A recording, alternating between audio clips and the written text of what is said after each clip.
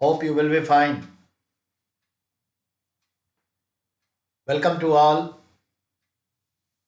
Shumit, Mahan, Shivani, welcome. How are you? आशा करता हूँ आप सभी लोग अच्छे होंगे और रविवार का दिन आपने कुछ ज़्यादा ही एंजॉय किया होगा. बाय द वे, शुरुआत करते हैं.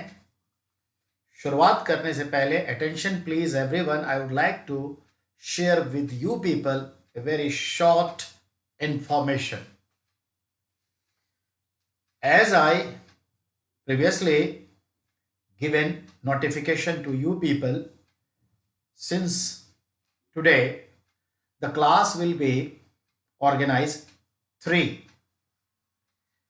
Each class will be 45 minutes. क्योंकि जो वीडियो की स्ट्रीमिंग होती है 1 घंटे का होता है, 2 घंटे का होता है, 3 घंटे का होता है और एक 45 मिनट्स का होता है. ना तो आधे घंटे का कुछ होता है, ना 55, ना 50 मिनट का, ठीक है, ना 1.5 घंटे का. तो 45 मिनट के ये मैंने सोचा है. Welcome Kanchan, Rahul Tongar, welcome to all. तो मैंने ये सोचा है बेटा कि आप लोगों का जो जीएस फाउंडेशन प्रीमियम कोर्स है, अब मंडे टू फ्राइडे 5 दिन 45 मिनट्स के 3 लेक्चर होंगे, 3 क्लास होंगे. First lecture your core subject, second lecture also your core subject and the third lecture is जो सबसे बड़ा कोर सब्जेक्ट है, करंट अफेयर्स होगा. तो 45 मिनट के 3 वीडियो, 2.25 घंटा एवरी डे. और ये सभी आपका ऑन रिकॉर्ड भी रहेगा और लाइव भी आप देखेंगे. तो ये आपके लिए है. प्लस एक खास चीजें और बताना चाहूंगा.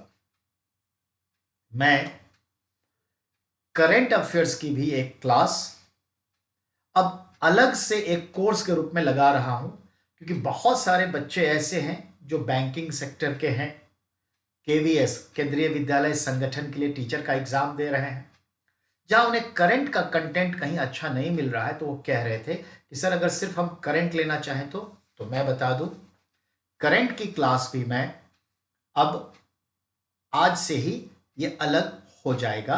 ठीक है, आज का जो पेज है बन जाएगा और अगले कक्षा से कल से अलग हो जाएगा.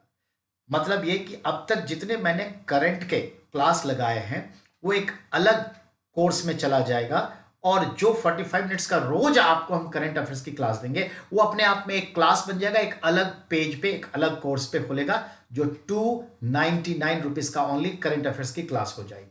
Only current affairs 299, 5 days week, 45 minutes each day.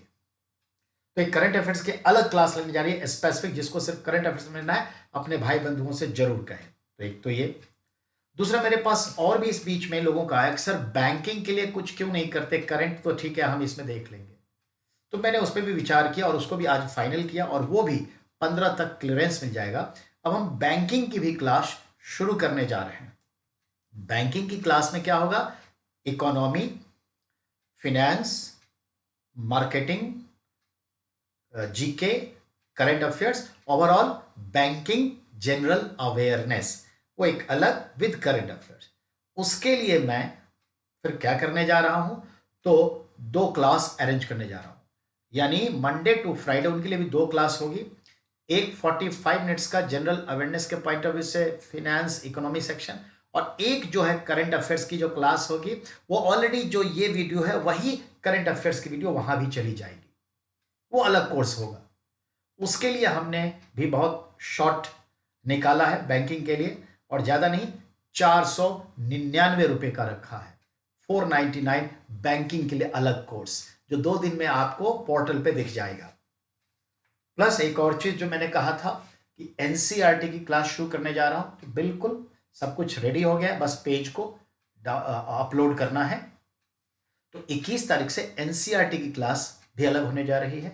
और एनसीईआरटी की क्लास जो है वो मालूम है, जैसा मैंने कहा, दूसरी क्लास से लेकर 12वीं क्लास तक का सारा इंपॉर्टेंस उतर के आएगा. और ये जो है 799 रुपीज की होगी, जो 20 या 21 जो मंगलवार पड़ेगा, अगला मंगलवार, तब से शुरू हो जाएगा. तो मैंने अब अपने पोर्टल पे GS foundation premium course 1799, NCERT special course for special teacher की नीड होती है या जिसको एनसीईआरटी समझना होता है 799। तीसरा मैंने जो है बैंकिंग की स्पेशल क्लास जिसको मैंने रखा है 499। उसके बाद मैंने रखा है आपका एक करंट अफेयर्स की सेपरेट कोर्स क्लास जिसका है 299, ये रखा है। प्लस टेस्ट जो है वो मैंने बैंकिंग का थोड़ा अलग कर दिया है, जो उसी के कोर्स में टेस्ट भी है बैंकिंग का। प्लस एक टेस्ट जो कॉमन है हमारा वो है आपका जो आप देंगे टेस्ट सीरीज प्रीमियम कोर्स जिसका 149 है, और वो भी बहुत जल्दी एडमिशन शुरू होना है, आप लोग रेडी हो जाइए। चलिए, एक छोटा सा इंफॉर्मेशन था, इस बात को आप आगे भी बढ़ाइएगा कि अब इस पोर्टल पे 5 तरह के कोर्स हैं, ये ध्यान रखिएगा, अलग अलग, जिसको जिसमें चाहत हो आ सकते हैं। चलिए अप टू द पॉइंट, आज का इंपॉर्टेंस, आज 11th मई है, मैं आपको बता दूं, ओवरऑल समझिए, लगे हाथ 11th में, 13 में एंड 18 में, तीनों का इंपॉर्टेंस समझिए। थोड़ा प्रीवियस में जाते हैं। एज यू नो कि 1969 में रिपब्लिक ऑफ चाइना ने न्यूक्लियर बॉम्ब यानी एटम बॉम्ब बना लिया। तो जब हमारे पड़ोस में एटम बम बन गया और उसके साथ रिश्ते का जो अनुभव है अच्छा नहीं रहा, तो इंडिया को भी अपनी इस न्यूक्लियर अम्ब्रेला सिक्योरिटी के लिए कुछ काम करना था, और हमने फाइनली क्या किया, न्यूक्लियर बॉम्ब बनाया और उसको जो हमने टेस्ट किया, परीक्षण किया। 18 मई 1974 एट पोखरन, थार डेजर्ट, राजस्थान में हमने टेस्ट किया, और टेस्ट हमारा सक्सेसफुल रहा। तो India first time tested nuclear bomb at Pokhran, Thar desert, Rajasthan, ये ध्यान रखिएगा। जैसलमेर डिस्ट्रिक्ट में आता है, वो 18 में था, जाने दीजिए। अब ये 11th मई के ऊपर आ जाइए। You know that India tested second time nuclear bomb on 11th May 1998 at Khetolai near Pokhran, Jaisalmer, Thar desert, Rajasthan. हमने कितना टेस्ट किया? 3 एटम बम टेस्टेड। तो भारत ने दूसरी बार न्यूक्लियर बॉम्ब का टेस्ट राजस्थान के थार डेजर्ट के खोत खलाई नियर पोखरन में किया। इसे हम लोग पोखरन 2 कहते हैं। इस ऑपरेशन को नाम दिया ऑपरेशन शक्ति। तो ऑपरेशन शक्ति इसका नाम था। Point clear? और 3 न्यूक्लियर बॉम्ब टेस्ट किया। 11 मई का आज का इंपॉर्टेंस क्लियर हो गया। सवाल भी आते हैं। अब आइए 13 में India tested first time hydrogen bomb including atom bomb. ठीक है, टेस्ट किया। कब? 13 मई 1998, same place, Khetolai near Pokhran, Rajasthan. ध्यान दे, 11 मई को 3 एटम बम, 13 मई को 1 एटम बम, 1 हाइड्रोजन बम, और दोनों को साथ साथ टेस्ट किया। आप कहेंगे क्यों सर, जब एटम बम कर लिया तो फिर हाइड्रोजन? तो ध्यान रहे, हाइड्रोजन बम का एक्सप्लोशन जो होता है उसके लिए मिनिमम डिग्री ऑफ टेम्परेचर का जो रिक्वायरमेंट है must be more than 2000 degree Celsius. और 2000 डिग्री सेल्सियस क्लाइमेट बनाने के लिए हमें एटम बम का ही विस्फोट कराना पड़ेगा।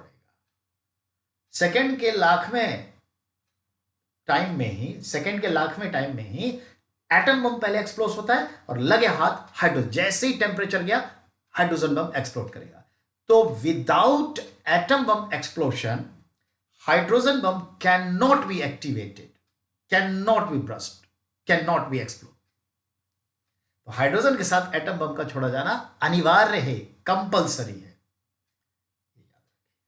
तो 3 और 2 टोटल 5 उस हाइड्रोजन का पहली बार हुआ। तो अगर आपसे यह पूछ ले कि भारत ने हाइड्रोजन बम पहली बार कब, तो अभी आप बता सकते हैं 13 मई 1998। तो मेरे कहने का यह मतलब था, बात समझ में आ गई होगी। तो ये 11 और 13 मई की कहानी है। इसी को देखते हुए हम देखते हैं फाइनली पाकिस्तान ने भी बॉम्ब किया और उसने 6 एटम बम, छोटे बड़े जो भी थे 6 एटम बम, एक हमसे ज्यादा शो करेंगे पर हाइड्रोजन नहीं, ने भी टेस्ट किया था। ये ध्यान में रखिएगा, ये 1998 का 11, 13 और 18 मई का इंपॉर्टेंस है। 18 मई 1974 पोखरण फर्स्ट, और उसी तरह से 11 और 13 मई पोखरण 2 ऑपरेशन शक्ति। याद रहेगा ना। चलिए आज का इंपॉर्टेंस समझ गए। चलिए अब कल का इंपॉर्टेंस बताते हुए सीधा टू द पॉइंट हिस्ट्री पर आते हैं।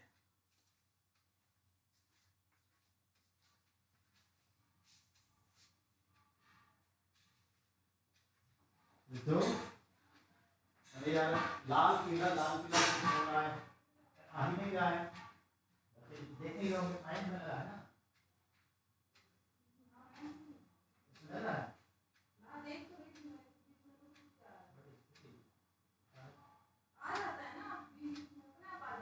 अरे यार 3 से और हो जाए ठीक है, लेकिन जो बच्चे लोग 3 से 4 मिनट हो गया बस। लाल से पीला, पीला से लाल, ग्रीन तो बढ़ी नहीं है। बच्चे लोग नहीं देख रहे, इसका इंप्रेशन खराब। जरा बात करो, जरा बात।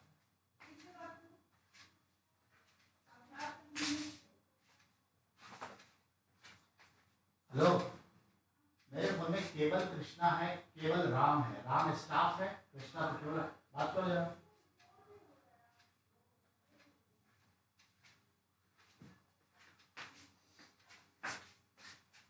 सॉरी बेटा, थोड़ा बीच में केबल कनेक्शन कट जाता है तो उसकी वजह से थोड़ी दिक्कत होती है। ये एक बड़ा इशू हो जाता है लॉकडाउन में, थोड़ा केबल का वाईफाई का दिक्कत होता है, तो केबल का प्रॉब्लम है। Come to the point, revive किया है, ध्यान देंगे अब। बेटा कल 12 मई है और 12 मई जो है, as you know that it is birth anniversary of the mother of nursing service Florence Nightingale. She was belonging from Florence city of Italy, and she was engaged to pay her service to injured persons in the Crimea War. Even day and night, fully engaged to provide nursing service. और night में भी तो लैल्टन, that's the nickname is lady with lamp. Bharat सरकार nursing award के क्षेत्र में देखें तो भारत सरकार नर्सिंग अवार्ड भी बांटती है, 12 को बांटेगी। हो सकता है लॉकडाउन है तो अभी ना करके बाद में अनाउंस करे, तो ये ध्यान में रखिएगा, उनका बड़ा इंपॉर्टेंस है। तो कल नर्सिंग डे है। चलिए हो गई बात। अब एक छोटी सी सूचना, मैंने आप लोगों को पोर्टल पे एक आर्टिकल शेयर किया है। कल मदर्स डे था। मदर्स डे पे जो मैंने आर्टिकल शेयर किया है, प्लीज़ उसे ज़रूर पढ़िएगा, अपना रिएक्शन दीजिएगा। एंड प्लस आखिरी में एक बात, जो एक रिक्वेस्ट है कि आप मेरे यूट्यूब चैनल पर जाइए, उसका भी नाम रामेंद्रा द आर्ट ऑफ अंडरस्टैंडिंग है, और मैक्सिमम अपने दोस्तों तक भी पहुंचाइए इस बात को, कभी लिंक कर दिया करिए, और उसमें आप सब्सक्राइब जरूर करिए। लगभग 900 के आसपास सब्सक्राइबर हैं, और 1000 सब्सक्राइबर होने के बाद वो थोड़ा मोनिटाइज सिचुएशन में आ जाता है। इस मामले में आप लोग हमसे बेहतर समझते हैं। तो जैसे ही 1000 क्रॉस करेगा तो क्या होगा, मोनिटाइज होगा, तो उधर से हमें कुछ रेवेन्यू मिल जाएगा, और फिर स्वाभाविक सी बात है कि मैं उस पर और भी चीज़ें अपलोड करना शुरू कर दूंगा, ताकि आप लोगों को और ज़्यादा बेनिफिट हो। तो ये मेरा एक फेवर करिए, रिक्वेस्ट है ज़्यादा से ज़्यादा संख्या में उसे सब्सक्राइब करिए मेरे यूट्यूब चैनल को, जो आपके लिए ही है, Sunil sir at your service. चलिए कम टू पॉइंट नाउ। जैसा कि मैंने कहा, Monday history, Tuesday polity, Wednesday geography, Thursday economics, Friday questions वगैरह का डिस्कशन, ये चलता रहेगा। और इन्हीं 5 दिन में 1-1 घंटे की यानी 45-50 मिनट्स की करंट अफेयर्स की क्लास चलती रहेगी। सारे सब्जेक्ट्स साथ साथ चलते रहेंगे, ठीक है। और सैटरडे को टेस्ट ले लेंगे, तो टेस्ट का टाइम थोड़ा सैटरडे कर दे ताकि सब लोग पार्टिसिपेट कर सके। चलिए, और ये हम लिखित रूप से आपके पोर्टल पर सेंड कर देंगे। अब आइए, now it's time to talk about history class.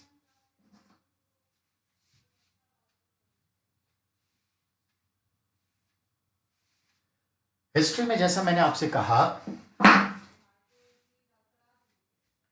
History में मैंने कहा एंशिएंट इंडिया, जो हमारा स्टोन एज चल रहा था, उस पर बात होगी। और याद रखिएगा, जब प्रमोशनल वीडियोस जा रहे थे, जब फ्री क्लास चल रही थी, वो भी एक पार्ट था हमारे कोर्स का, उसमें हमने चोला एम्पायर के ऊपर बात करी थी। और चोला एम्पायर अधूरा था। चोला एम्पायर मिडाइवल इंडिया का, साउथ इंडिया का जो पार्ट है, वो हाफ पार्ट हुआ था, हाफ बाकी था। तो पहले उस हाफ को मैं क्लियर करूं। आप जाएंगे गैलरी में तो आपको वीडियो मिलेगा चोला एम्पायर 1। अब जो ये जा रहा है वो चोला एम्पायर 2 के तौर पर ये दर्ज होकर के आपके पास रिकॉर्डेड वीडियो चला जाएगा, और लाइव भी देखिए। तो I would like to be firstly complete Chola empire second part, that is the finishing part. Then again we start stone age से आगे बढ़ेंगे, neolithic era, copper stone age, bronze era, and then we start Indus valley civilisation. तो आज हमारा bronze era भी, copper stone era भी दोनों समाप्त हो जाएगा, and we will take entry in Indus valley civilisation. आज एंट्री हो जाएगी, but we go firstly Chola empire, medieval India. Headlining is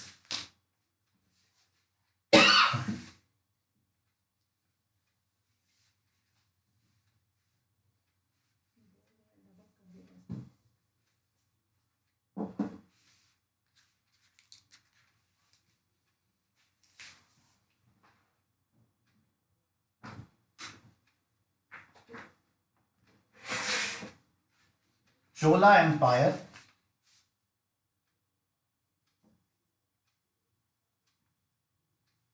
medieval India part second.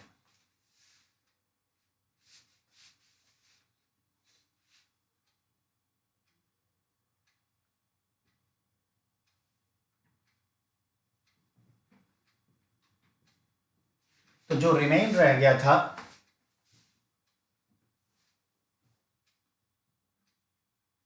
Remaining part, उसकी बात कर रहे हैं। चलिए, पिक्चराइजेशन कर दिया था, अब उसके ऊपर बात करें। चोला,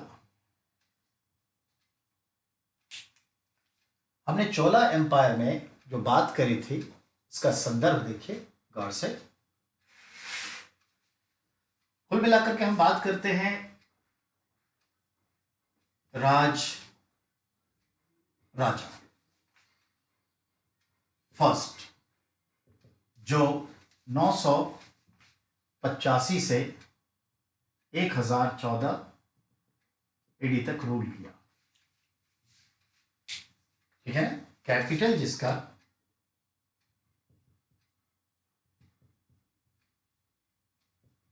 तंजौर, तमिलनाडु में था। थोड़ा सा पिछली क्लास का क्लिप ले रहे हैं ताकि हमारे बच्चे ऑन ट्रैक हो जाएं। बस क्लिपिंग ले रहा हूं मैं, उसको ध्यान से समझेंगे। पिछली क्लास में हमने थ्रू आउट चोला एम्पायर पढ़ाया था कि किस तरह से Vijayalaya as a founder of Chola empire medieval India established capital at Tanjore. The Cholas belongs from Urayur especially, but make capital at Tanjore. Kaveri Delta in Tamil Nadu. And after Vijayalaya, there was a king, Parantak first.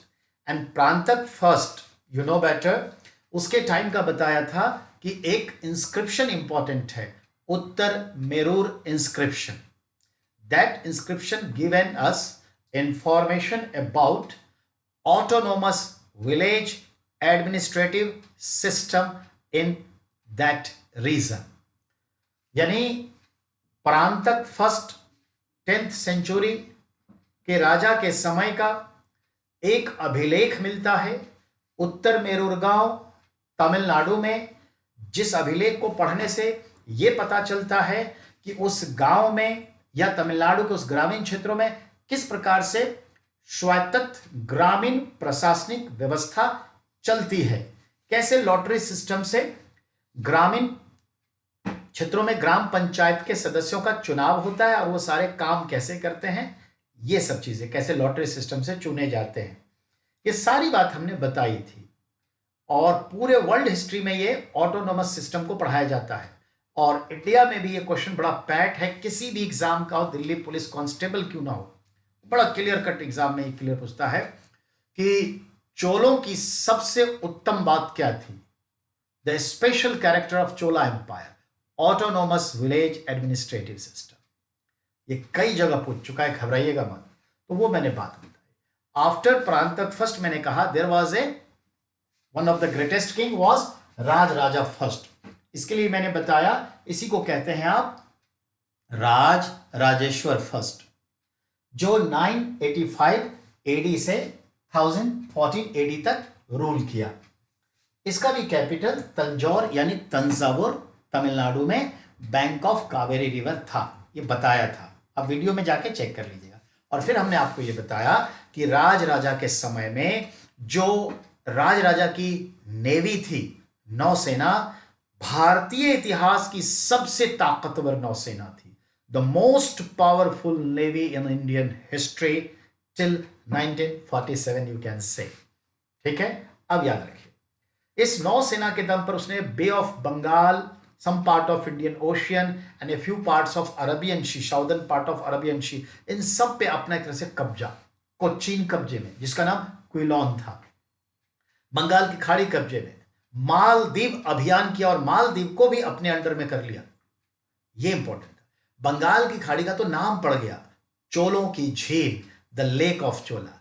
तो चोलों के समय में जो navy थी most powerful in Indian history, एक, बंगाल की खाड़ी का नाम द लेक ऑफ चोला, दो, क्विलोन कोचीन पर कब्जा वेस्टर्न कोस्ट पे, मालदीव अभियान बहुत ही अद्भुत unprecedented military expedition in the south Indian history. Rajaraja captured Maldives मायने रखता है, ये हुआ. Plus conquered northern Sri Lanka, Rajaraja ने उत्तरी श्रीलंका को जीत लिया. और जो कैपिटल था Polonnaruwa destroyed and make a new capital, established a new capital by Rajaraja and given the new name Anuradhapuram. तो अनुराधापुरम नाम का शहर बसाया, नॉर्दर्न श्रीलंका का कैपिटल बनाया, पलनूरवा को ध्वस्त कर दिया. That is a good question कि किसने नॉर्दर्न श्रीलंका जीता? तो राजराजा. तो राजराजा का ये इंपॉर्टेंस है. और राजराजा ने एक महान बड़ा मंदिर बनवाया known as Raj Rajeshwar temple, राज राजा टेम्पल. और जैसा मैंने कहा चोलों का जो फैमिली गॉड थे वो कौन थे? लॉर्ड शिवा. और लॉर्ड शिवा को क्या कहते? Brihadeeswara. So the Brihadeeswara temple at Tanjore built by Rajaraja first. और उस जमाने में राजा के नाम पे मंदिर का नाम हो जाता था. उस जमाने में देवताओं की मूर्तियों के साथ राजा और रानियों की भी मूर्तियां लगाई जाती. राजा तो एक ही होता पर रानियां तो कई होती, इसलिए मैं रानियों शब्द का इस्तेमाल कर रहा हूं. King and queens statue also established in that temple. दोनों का है. तो बृहदेश्वर टेम्पल तंजौर में बनाया. This Brihadeshwara temple is enlisted in UNESCO world heritage list. यह विश्व विरासत की सूची में दर्ज है। That is the importance. And Rajaraja के बारे में ये जो मैंने कहा ये सब इंपॉर्टेंट है। उस जमाने में in Chola empire there was a tradition कि राजा अपने समय में ही अगला राजा कौन होगा अपने राजकुमारों में से जो भी सिलेक्ट होगा उसको वो जनरली बड़ा पुत्र ही होता, अगला राजा घोषित करता और as a declaration of the forthcoming king that person known yuvraj, जिस राजकुमार को अगला राजा के रूप में घोषित कर देता राजा, उस राजकुमार को एक स्पेशल पद नाम मिलता युवराज, फोर्थ कमिंग किंग। तो राज राजा ने अपने बेटे राजेंद्र फर्स्ट को युवराज घोषित किया 1012 में, और जब ये राज राजा 1014 में डेथ करेंगे तो Rajendra first become the new king. और राजेंद्र फर्स्ट भी आगे चल करके अपने बेटे विक्रम चोल को अगला युवराज घोषित करेगा। तो याद रहे युवराज का मतलब ये सामान्य प्रिंस राजकुमार नहीं है, it is not general Prince, that is the specific Prince who already declared by the king the forthcoming king. Clear? चलिए, तो राज राजा को फ्री कर दीजिए। ये बेटा जो मैंने अब बोला लिंक करने के लिए पिछले से, अब राजेंद्र फर्स्ट पे आइए, उसकी बात करें।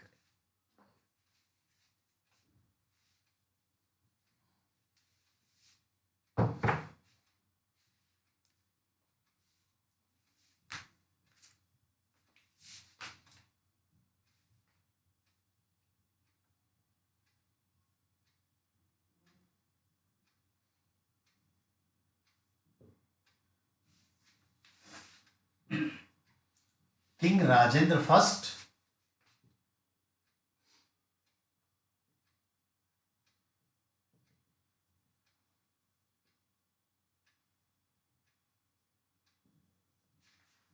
एक 1014 एडी से 1044 एडी तक रूल किया। Capital as it is Thanjavur समझना है और इसके बारे में बहुत सारी बातें, ठीक है। चलिए पहले सुनना है, सुनिए। जैसा मैं कह रहा हूं, राज राजा के मृत्यु उपरांत उसका घोषित युवराज जो था, जो उसका पुत्र था, वो आया गद्दी पर। अब उसका नाम है राजेंद्र प्रथम। ये प्रथम, द्वितीय, तृतीय, फर्स्ट, सेकेंड, थर्ड, ये एक्चुअली हिस्टोरियन न रखते हैं। जब एक ही डायनेस्टी में कई सेम नेम के होते हैं तो सीरियली अकॉर्डिंग टू टाइम हम उसे 1 2 3 लिख देते हैं, ये याद रखिएगा। तो राजेंद्र फर्स्ट की बात करें, Rajendra first, listen carefully. Rajendra first 1014 से लेकर 1044 तक रूल किया। सेकेंड पॉइंट, ये जो शख्स था अपने पिता के जैसा ही साम्राज्यवादी था। He also believes like father like son in imperialism, अपने पिता के ही समान महत्वाकांक्षी था, high desirable person as was his father. Secondly, जैसे उसके पिता ने नॉर्दर्न श्रीलंका विक्ट्री किया, that was uncompleted Sri Lankan victory, he completed it, यानी अपने पिता के अधूरे काम को पूरा कर दिया और संपूर्ण श्रीलंका विजय कर लिया। Who victory on across Sri Lanka? Your answer will be Rajendra first. Who victory on northern Sri Lanka, half of Sri Lanka? Then your answer is Raj Raja first. जरूर याद ध्यान में रखें। तो आपसे पूछेगा एक सवाल, किसने श्रीलंका विजय पूरा किया? बता दीजिएगा ना, राजेंद्र फर्स्ट।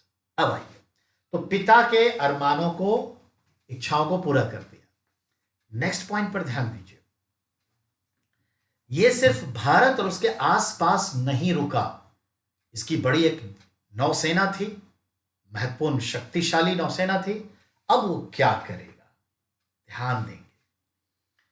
राजेंद्र फर्स्ट ने अपने नौसैनिक अभियान के तहत पहुंच गया साउथ ईस्ट एशियन नेशन, दक्षिण पूर्व एशियाई देशों में अपने व्यापारिक उपनिवेश स्थापित किए। Establishment of trade colonies in south east Asian nation by Chola empire Rajendra first. Very hot question. अब वो कौन कौन से देश, तो जरा आज से आप उसको मैच करिए। इंडोनेशिया, जावा, सुमात्रा, बाली, यनाम, Funan, Kampuchea and so on. देखिए, आज इंडोनेशिया में ही जावा, सुमात्रा, बाली है। सिंगापुर में भी गया और वियतनाम में भी, कंबोडिया में भी, थाईलैंड में भी, इन सब देश में, द्वीप में अपने व्यापारिक उपनिवेश स्थापित किए। स्वाभाविक है, जब व्यापारिक उपनिवेश होंगे तो धीरे धीरे भारत का कल्चर भी जाएगा। अगर इकोनॉमी गया तो कल्चर जाएगा, क्योंकि इकोनॉमी क्या है, एक लेन देन की प्रक्रिया है। किसकी लेन देन होती है? कल्चर की, आर्ट की, वास्तु शैली की, गुड्स की। तो ये सब चीजें तो ऑलरेडी कल्चर ही है ना, तो याद रखिएगा कल्चर भी लेके गया। तो एक तो ये पॉइंट। आपसे सवाल ये पूछता है, किसने दक्षिण पूर्व एशियाई देशों में व्यापारिक उपनिवेश कायम किया? चोलों ने। किस पर्टिकुलर किंग ने? राजेंद्र फर्स्ट ने। ये भी एक काटा गया आपका। दूसरा, दो क्वेश्चन क्लियर। तीसरे पे आइए। अब जो बताने जा रहा हूं उसको गौर से सुनिए। जनरली एंशिएंट टाइम में और मिडाइवल टाइम में भी उत्तर भारत के राजा सुल्तान किंग दक्षिण भारत पर आक्रमण करते थे, पर दक्षिण भारत का कोई राजा जनरली उत्तर भारत में इंटरफेयर नहीं करता। अगर इंटरफेयर नहीं करता तो उसके पीछे कई रीजन थे, लेकिन हम देखते हैं last phase of ancient India after death of Harshavardhana in the battle for Kannauj, Rashtrakutas were engaged with Palas and Gurjara Pratiharas, but let it go, नहीं करते। अब राजेंद्र फर्स्ट को यह एहसास हुआ कि मैं इतना पावरफुल हूं, why not I have to be victory on northern India. ध्यान से सुनिए, राजेंद्र फर्स्ट ने उत्तर भारत को जीतने के ख्याल से अपनी सेना को चाक चौबंद किया और सेनापतित्व, लीडरशिप अपने युवराज पुत्र विक्रम चोल को दिया। और विक्रम चोल के नेतृत्व में चोलों की यह सेना उसी मार्ग का अनुसरण की, follow to the same path where from the Gupta king Samudragupta attacked on south India's on त्रिमीर संघ। याद रहे, गुप्त काल में समुद्रगुप्त ने दक्षिण भारत के 3 राजाओं के संघ, 3 राज्यों के संघ नोन त्रिमीर संघ को पराजित किया था। यह याद उसके जहन में था और यह टीस बन के उभर रहा था कि अब मैं शक्तिशाली हूं तो मैं क्यों नहीं नॉर्थ इंडिया में। समझ आ गई बात? याद रहे। तो विक्रम चोल युवराज जो था, उसके सेनापतित्व में चोल की यह सेना समुद्रगुप्त के मार्गों का अनुसरण करते हुए रायलसीमा, कलिंग यानी ओडिशा होते हुए वह बंगाल पर आक्रमण की। बंगाल, और बंगाल में गंगा नदी बहती है। बंगाल में ध्यान देंगे, उस टाइम में बंगाल 3 पार्ट में बटे थे। एक साउथ बंगाल जिसे कहा जाता था राधा, राधा, पूर्वी बंगाल जिसे कहा जाता था गौड़, गौड़, और रेस्ट ऑफ जो बंगाल बच गया बंगाल। तो दक्षिण को राधा, पूर्वी को Gaur and rest of Bengal is called Bengal. तो याद रखिए, बंगाल पर आक्रमण किया और बंगाल का जो शासक था वो आपका पाल डायनेस्टी का किंग महीपाल था। Who was the ruler of Bengal when Rajendra's army victory on Bengal? Your answer will be Pal dynasty king Mahipal. दूसरा क्वेश्चन,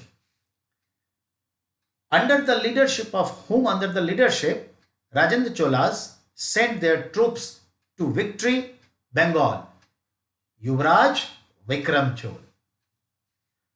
राजेंद्र प्रथम की सेना बंगाल विजय के लिए प्रस्थान हुई तो वह किस रास्ते का अनुसरण किया? जिस रास्ते समुद्रगुप्त आया। वह रास्ता कौन है? आंध्र प्रदेश के तटीय प्रदेश को रायलसीमा कहते हैं और उसके ऊपर जो उड़ीसा का तट है उसे कलिंग कहते हैं। याद रखिएगा ये सब चीजें और तब जाके, ठीक है। अब ध्यान दें, Mahipal defeated and for memory point of view Vikram Chola carry holy water Ganga जल। तो विक्रम चोल गंगा जल लेके राजधानी तंजौर आया और बड़े ताम झाम से इस गंगा जल को कावेरी नदी में उड़ेला गया, पोरिंग इन कावेरी रिवर, ताकि वो जो पवित्रता है यहां समझाया गया। तब से कावेरी नदी को दक्षिण भारत की गंगा कहते हैं, बेस ऑफ होलीनेस, जबकि गोदावरी को उसके लेंथ को, लार्जेस्टनेस को लेकर के गोदावरी कहते हैं, ओल्डनेस को लेकर के उसे क्या कहते हैं? Old Ganga, that is Godavari. Godavari of south India, sorry, Ganga of south India Godavari, but in the point of holiness that is a Kaveri, Ganga of south India Kaveri. तब से आप ध्यान दें, चूंकि आपने बंगाल को जीता यानी गंगा को जीत लिया, स्वाभाविक है ना, गंगा को जीत लिया, इट मीन्स क्लियर कट।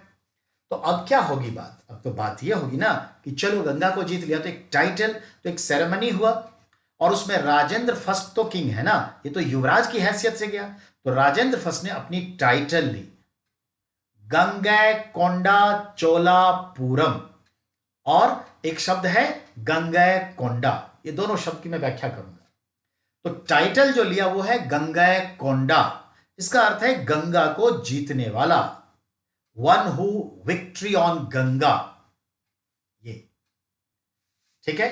और अपने टाइटल के नाम से एक न्यू कैपिटल एस्टैब्लिश्ड किया, बैंक ऑफ कावेरी इन तमिलनाडु, और न्यू कैपिटल का नाम गंगै कोंडा चोलापुरम, बाय डॉक्टर बाय क्या कहते हैं, राजेंद्र फर्स्ट। क्लियर? तो वो टाइटल मैं लिख देता हूं, आपको हो सकता है लिखने में दिक्कत हो। तो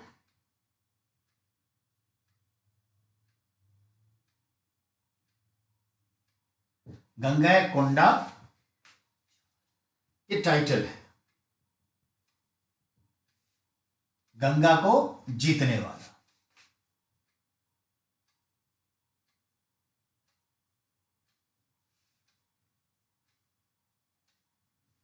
one who victory on Ganga, और एक न्यू कैपिटल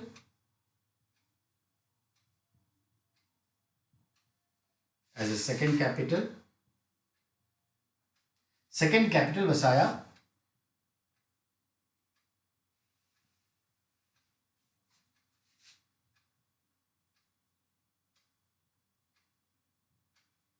ये नाम बड़ा है, गंगै कोंडा चोलापुरम। याद रखिएगा, bank of Kaveri,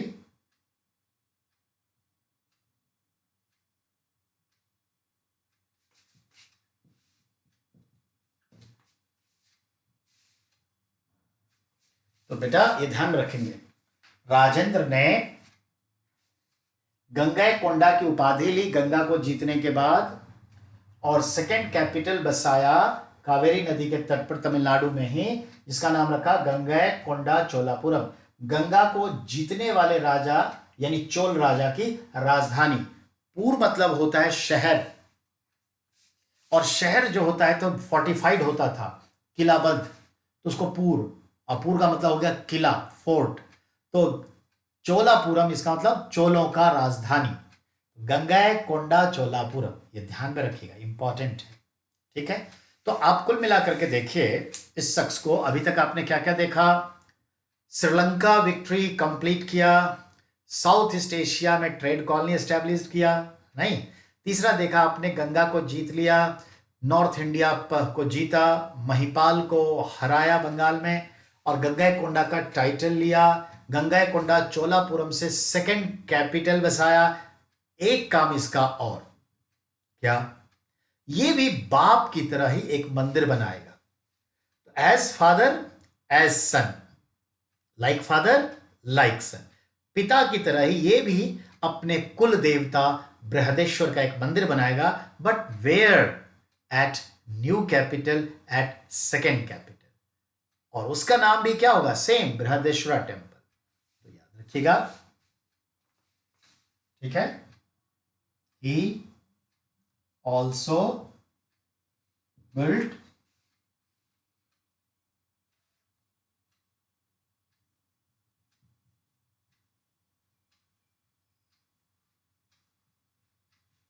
Brihadeshwara temple at second capital. याद रखिएगा, चोल साम्राज्य में दो बृहदेश्वर टेम्पल का निर्माण हुआ। एक तंजौर में राज राजा के द्वारा, एक गंगईकोंडा चोलापुरम में राजेंद्र फर्स्ट के द्वारा। दोनों का नाम बृहदेश्वर है। फर्स्ट वाला जो है वो यूनेस्को में लिस्टेड है, सेकंड वाला यूनेस्को लिस्टेड नहीं है, but it is also very beautiful. Clear? तो ये जो हाईलाइटेड क्वेश्चन है राजेंद्र फर्स्ट का, ये याद रखना चाहिए। अब एक गैप के बाद एक किंग आएगा, विक्रम चोला आया, उसके बाद हमारे लिए कोई सवाल के दर्म नहीं। अब एक गैप के बाद एक राजा आएगा कुलुनतोंग फर्स्ट, उससे सवाल आएगा। कुलुनतोंग फर्स्ट,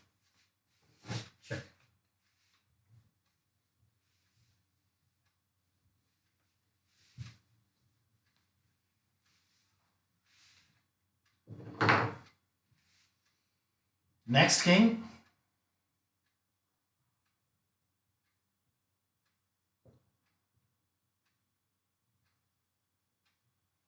कुलुनतोंग फर्स्ट। ये कब शासन कर रहा है, दैट इज इंपॉर्टेंट।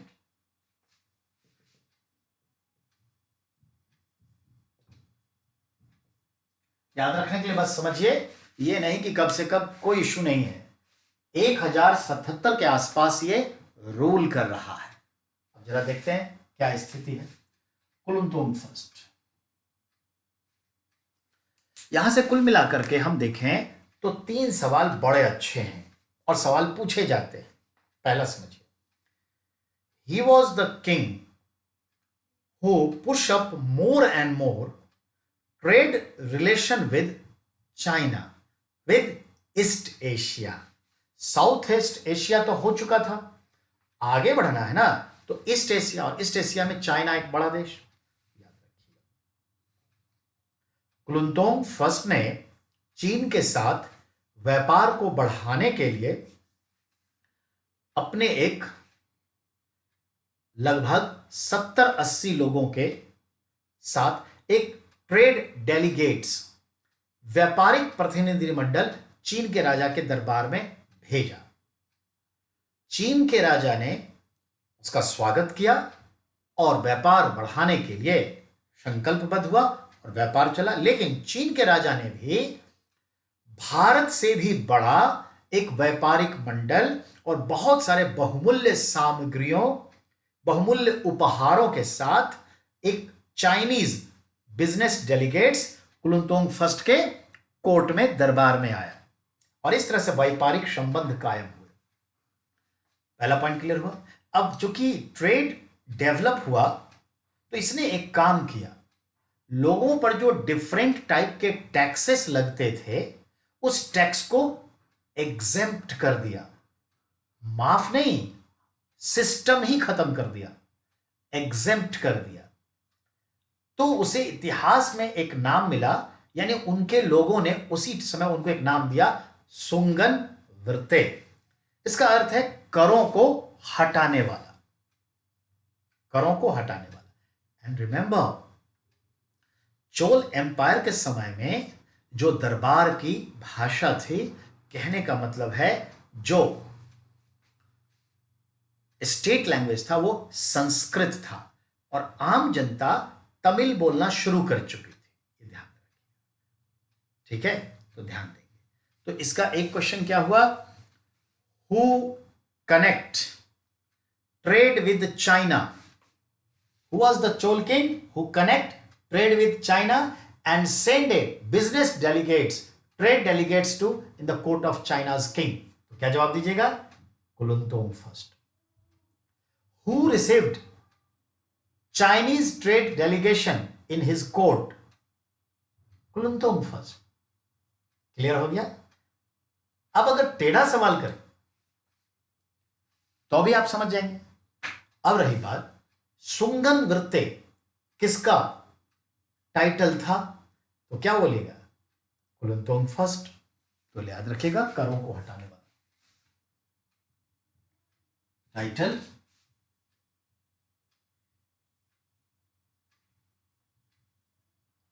सुंगन वृत्ते, जिसका अर्थ है करों को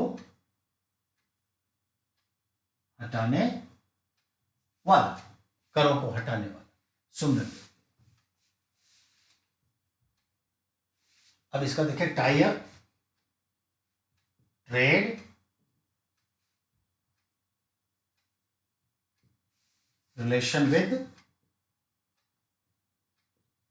China, and send and receive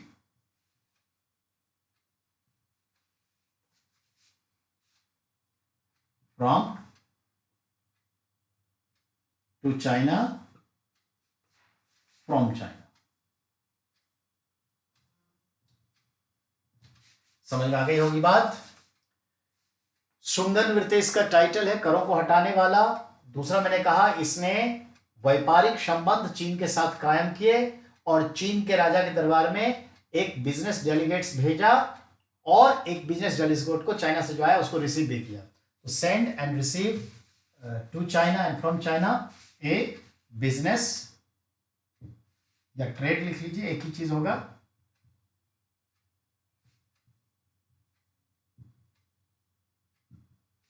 trade delegates या बिजनेस डेलीगेट्स, यानी व्यापारिक प्रतिनिधि मंडल।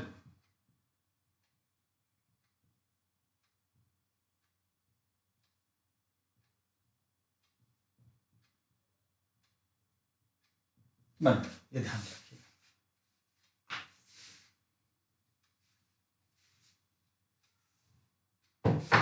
देखा आपने, ये कुलुंतोंग का है। As a king, as a king ध्यान देंगे। अब आप ना कुलुंतोंग, मतलब आपने देखा विजयालय 1, परांतक 2, राजराजा 3, राजेंद्र 4, कुलुंतोंग 5 को पढ़ना है।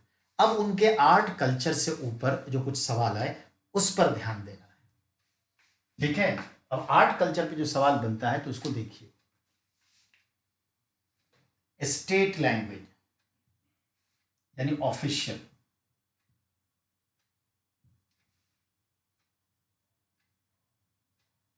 क्या था? तो आप बोलेंगे संस्कृत।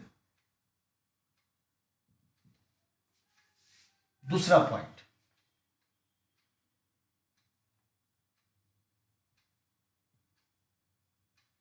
पोएट कंबल।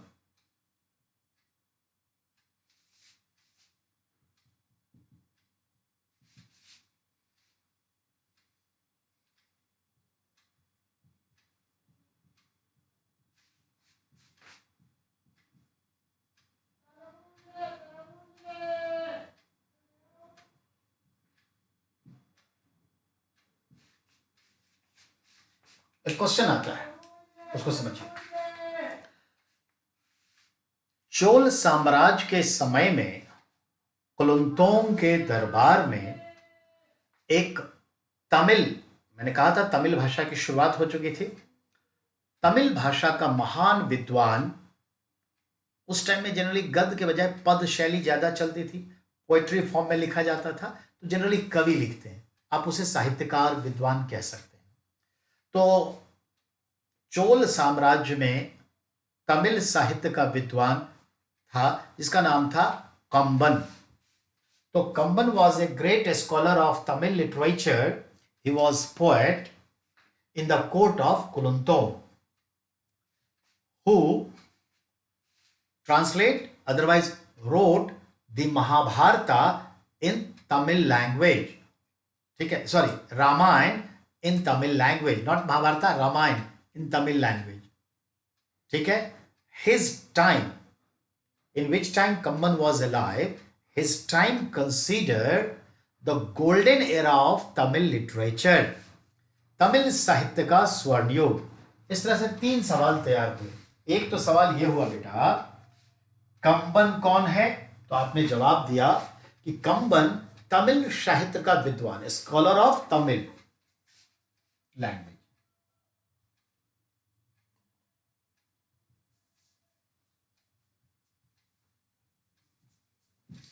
तमिल लैंग्वेज का स्कॉलर था Kamban, who wrote Ramayana in Tamil language. दूसरा क्वेश्चन ये बना,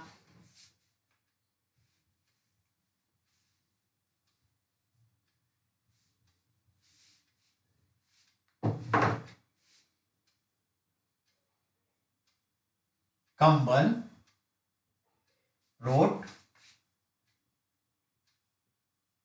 रामायण इन तमिल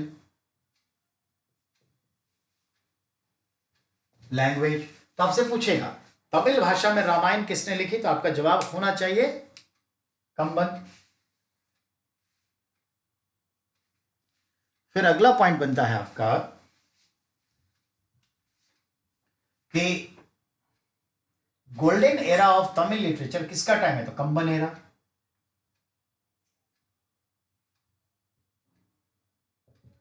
कंबन एरा को क्या कहते हैं, golden era of Tamil literature, ये याद रखिएगा।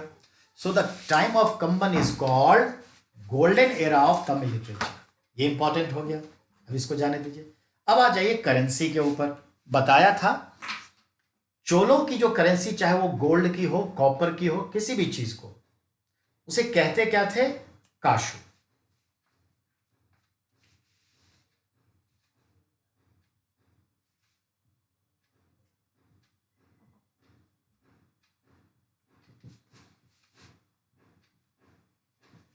चोल के करेंसी को काशू कहते, ये इंपॉर्टेंट क्वेश्चन है, चाहे वो किसी भी मेटल का हो, ये ध्यान में रखना है। अब अगले पॉइंट पर आइए। अब आता है स्टैचू। एक सवाल होता है थोड़ा लेवल बढ़ने पर कि चोल काल में सबसे ज्यादा मूर्तियां, स्टैचू किसकी बनी, बंदरों की।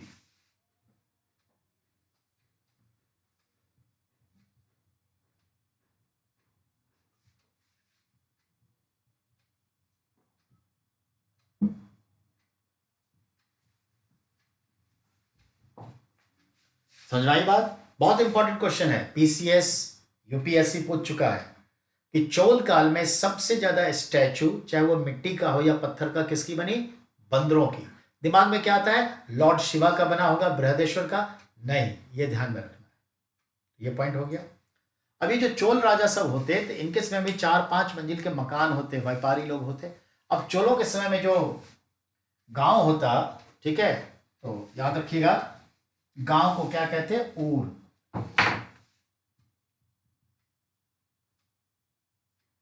विलेजेस को क्या कहते हैं, ऊर या फिर ऊर।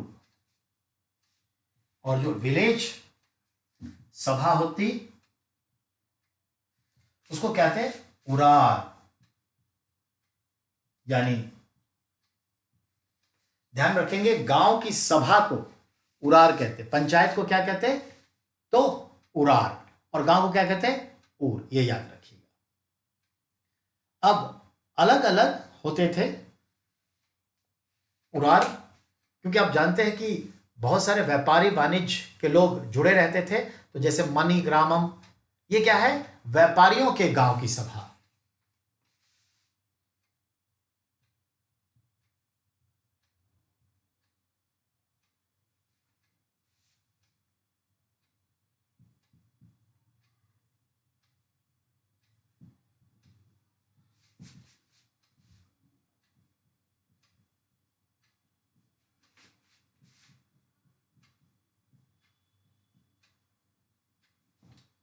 ध्यान देना बेटा, जनरल विलेज कॉल्ड ऊर, विलेज की सभा को क्या कहते हैं? उरार। लेकिन जिस गांव में व्यापारी लोग रहते, ट्रेडर्स रहते, ऐसे कोई उदाहरण तो रोमिला थापर की किताब पढ़िएगा, प्राचीन भारत का इतिहास, जो एंशिएंट टाइम से उठा करके चोला एम्पायर पे लास्ट करती है, 1400 एडी तक को लास्ट करती है। तो उसमें मणिग्रामम और वलंजियार, ये ऐसे दो व्यापारिक गांव की सभा का नाम है। ये हॉट क्वेश्चन है, आया हुआ है। तो मणिग्रामम और वलंजियार क्या था? Traders village conference, traders village conference. अच्छा सवाल है, पूछ चुका है। अब आइए टेंपल के ऊपर आते हैं, टेंपल्स पे।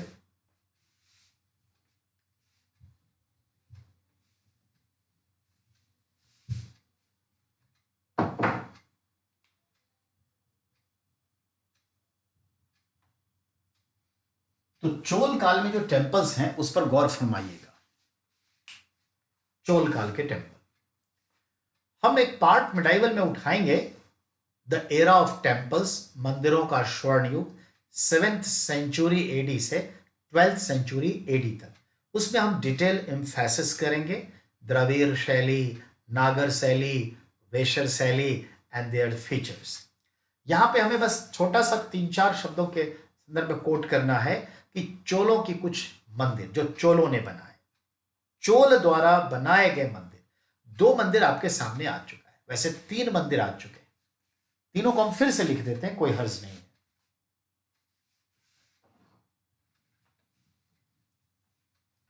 Temples those built by Chola kings। तो इसमें एक पहला ले लें जिसको कहते हैं शुंभ, निशुंभनी देवी मंदिर।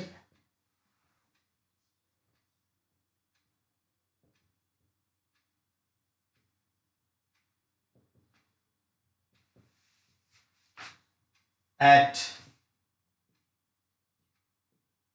तंजौर, बिल्ट बाय, अगर बाय लिखेंगे कौन, तो अब विजयालय का नाम डाल दीजिएगा,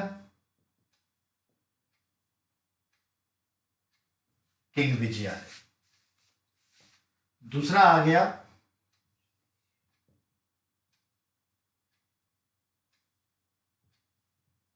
बृहदेश्वरा टेम्पल एट तंजौर, जो यूनेस्को में लिस्टेड है, और इसे बनाया कौन? राज राजा, बताया था ना, राज राजेश्वर मंदिर, राज राजा मंदिर, बृहदेश्वरा मंदिर एट तंजौर, यूनेस्को में लिस्टेड, सब बताया है। तीसरा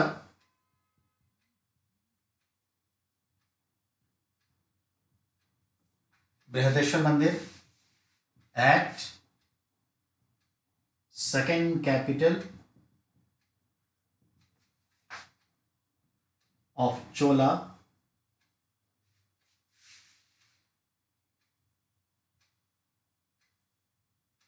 गंगै कोंडा चोला पूरब। ये भी तमिलनाडु में ही है, बताया था। किसने बनाया था? Rajendra first.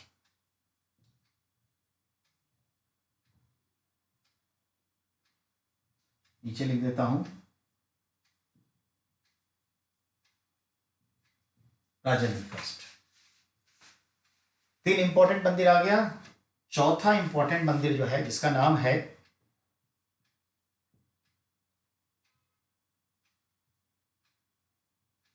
Chidambaram Swami temple at Cuddalore district, Tamil Nadu. Lord Shiva as a dance teacher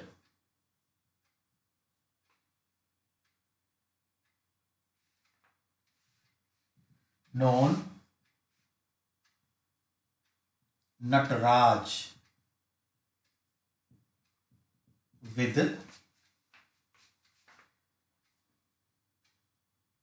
4 hands, 2 arms and 4 hands.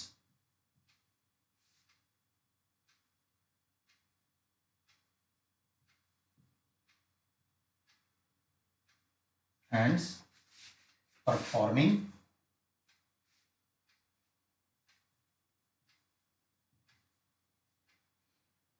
Tanda to trend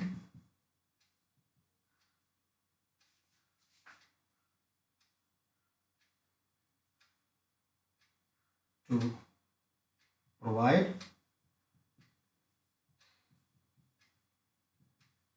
training to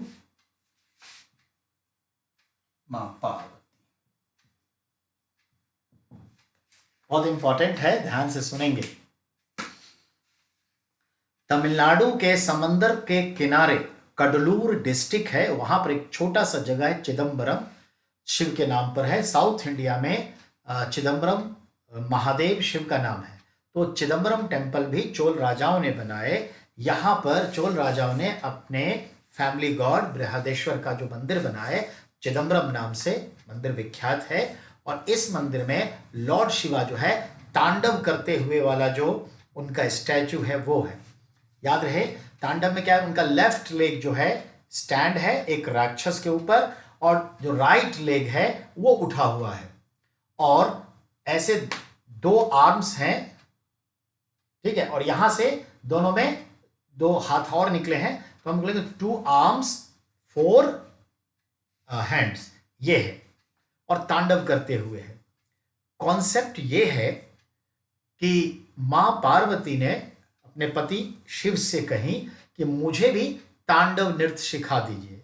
तो ऐसा कंसेप्ट है कि लॉर्ड शिवा अपने वाइफ पार्वती को तांडव नृत्य सिखा रहे हैं। तो सिखाने का मतलब है कि वो डिसाइपल हैं और ये गुरु हैं। तो गुरु यानी कि डांस टीचर, अर्थात ऐसे सवाल कई बार पूछ चुका है कि lord Shiva as a dance teacher, his statue in which temple, Chidambaram temple, ऐसे पूछा है। तो एक नृत्य शिक्षक के रूप में लॉर्ड शिवा की स्टैचू कहां है, चिदम्बरम टेम्पल। क्या कहलाता है lord Shiva as a dance teacher statue, Nataraja नृत्य का राजा, ये याद रखिएगा। तो नटराज नृत्य का राजा, ये हॉट क्वेश्चन है, याद रखिएगा। Chidambaram Swami temple at Cuddalore district Tamil Nadu, lord Shiva as a dance teacher, याद रखिएगा। Dance teacher in the sense of that एक शिक्षक, नृत्य शिक्षक के रूप में उनकी मूर्ति जो है वो क्या कहलाती है, नटराज। और ये क्या कर रहे हैं उस वक्त, तो performing Tandava to trend Parvati, that is called the dance teacher. याद रखिएगा, इंपॉर्टेंट क्वेश्चन हो जाता है। तो चिदम्बरम डांस टीचर, नटराज कहलाते हैं और परफॉर्म कर रहे हैं, ठीक है ना। तो याद रखिएगा, इंपॉर्टेंट क्वेश्चन हुआ ना, खूब पूछेगा सवाल। अब अगले पॉइंट पर आइए। अगले पॉइंट पर जो बात बताने जा रहे हैं उसको सुनिए, ठीक है। अगले पॉइंट पर, ठीक है, ध्यान देना है। थोड़ा मिटा दूं, 1 2 3 4 मंदिर हो गया। हम आपको 2 मंदिर और बताने जा रहे हैं।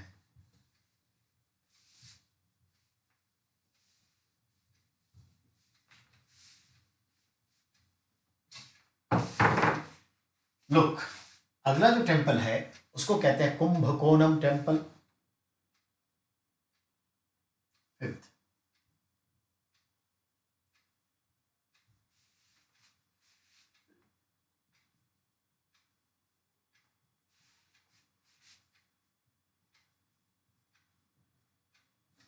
ये भी लॉर्ड शिवा का मंदिर है, कुंभकोणम, ध्यान देना है। Kumbakonam temple, lord Shiva at Kumbakonam district Tamil Nadu. तो ये कुंभकोणम डिस्ट्रिक्ट तमिलनाडु में है, ये ध्यान में रखना है। अब आपसे पूछता है कि चोलों का खजाना कहां रहता था। यहां चोल राजाओं का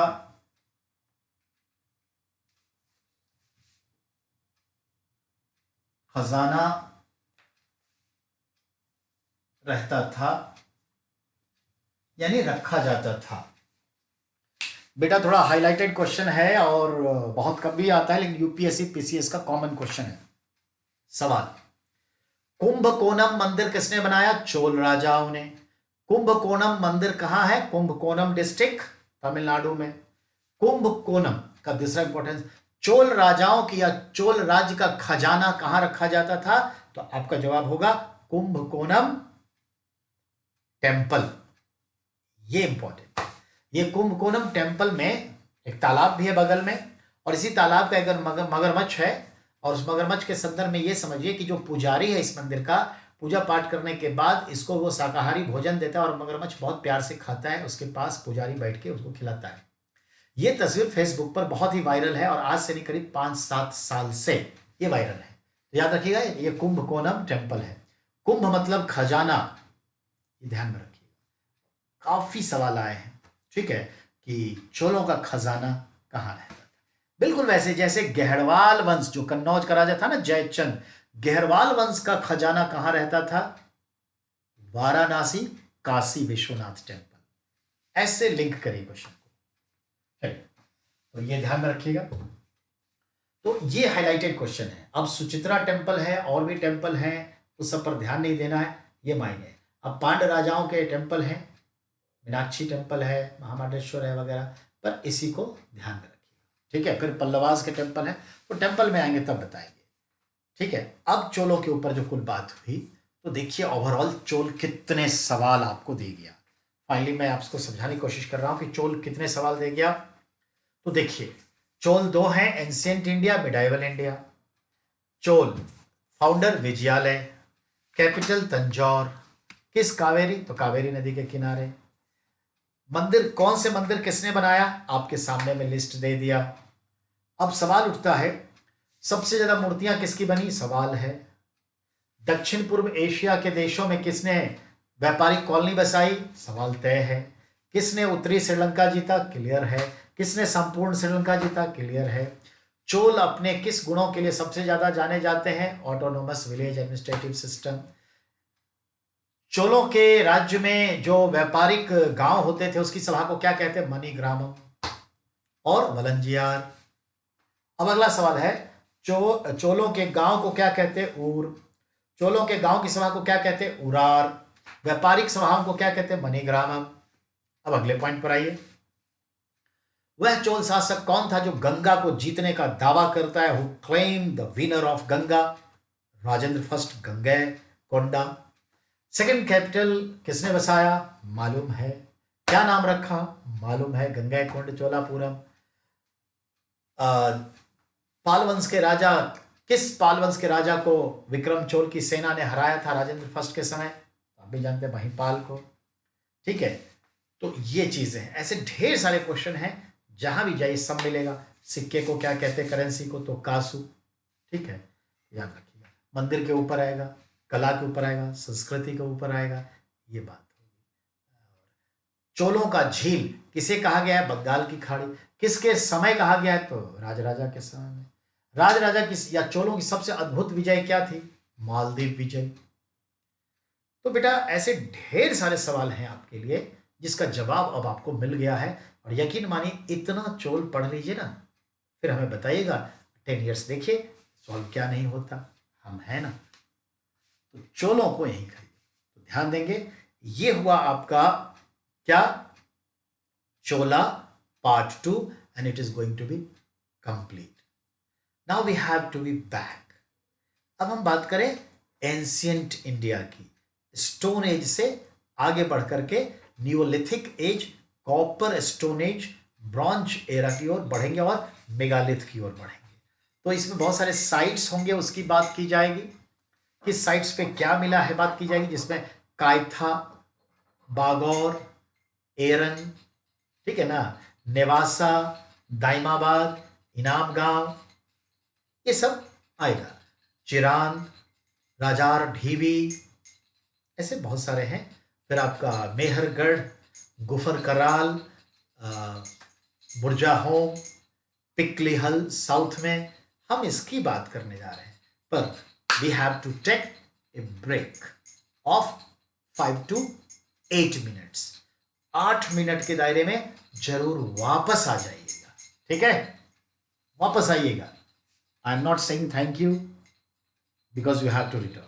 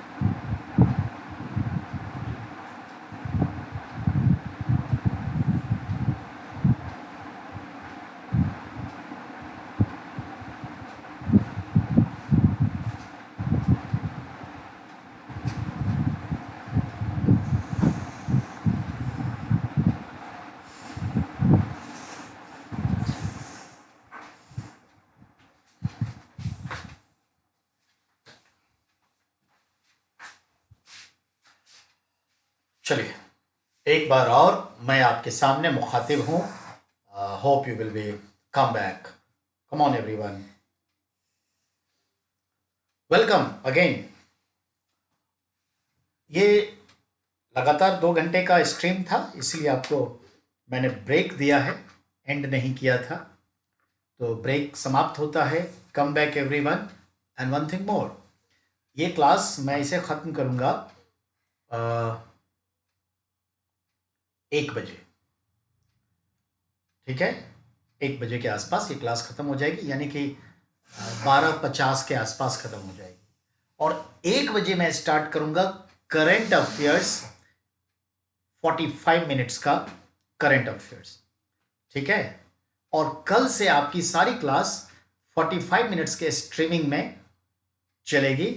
3 क्लास एज 11 से 11:45, और फिर एक 10 मिनट का ब्रेक लेंगे 11:55 से 12:40, और फिर एक 10 मिनट का ब्रेक लेंगे, और 12:50 से 1:35 ऐसे चलेगा.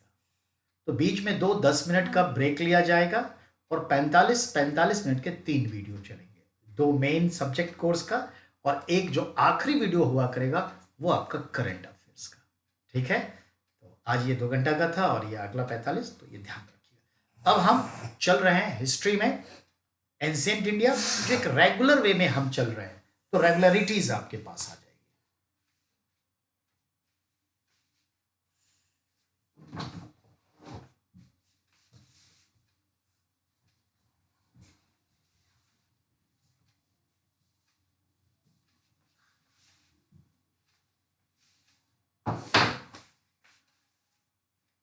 अब आपके पास है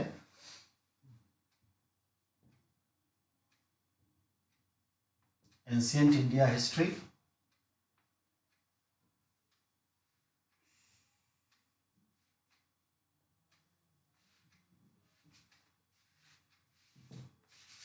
आपका टॉपिक चल रहा था अर्ली हिस्ट्री, और अर्ली हिस्ट्री में हम लोग चल रहे थे स्टोन एज,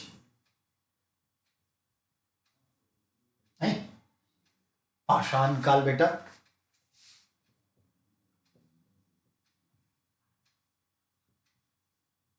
पाषाण काल में हम लोग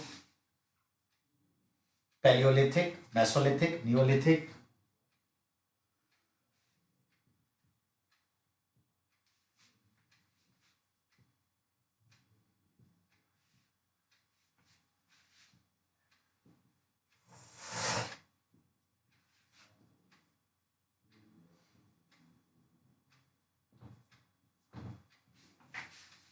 ये 3 पढ़ चुके थे. अब पैलियो को क्या कह रहे थे बेटा? पूरा पाषाण का ये कंप्लीट है आपका.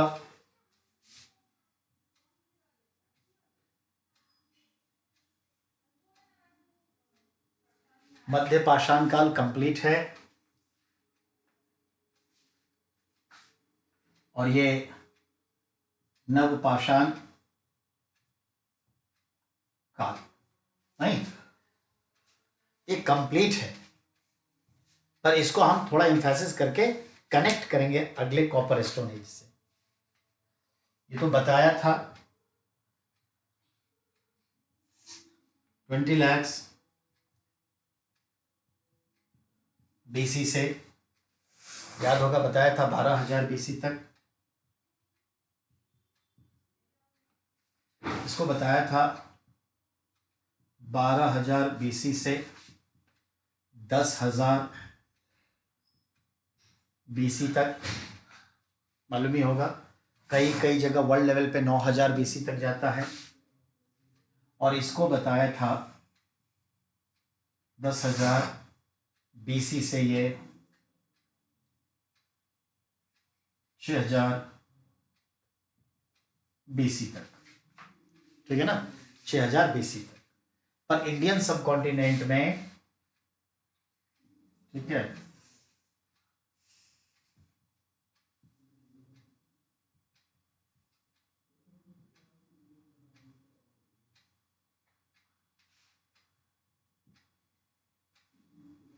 कॉन्टिनेंट में ये कहीं कहीं कहां तक पहुंच जाता है, 3500 BC तक पहुंच जाता है। पहुंचने दीजिए बेटा। हमने पैलियोलिथिक में 3 पार्ट बताया था, ठीक है ना, याद होगा, अर्ली, मिडिल, लेटर।